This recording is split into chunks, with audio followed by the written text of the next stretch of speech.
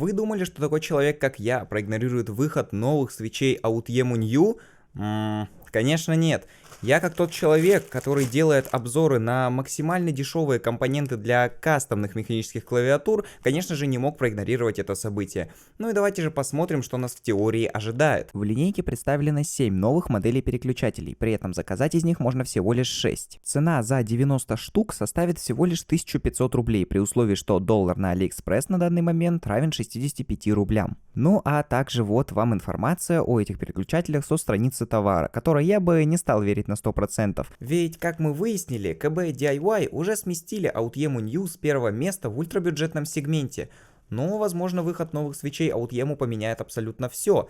Так что советую не пропустить мое видео про это. Ну, а чтобы этого не случилось, перейдите на мой канал, посмотрите парочку видео, и если понравится, подпишитесь. Надеюсь, еще увидимся.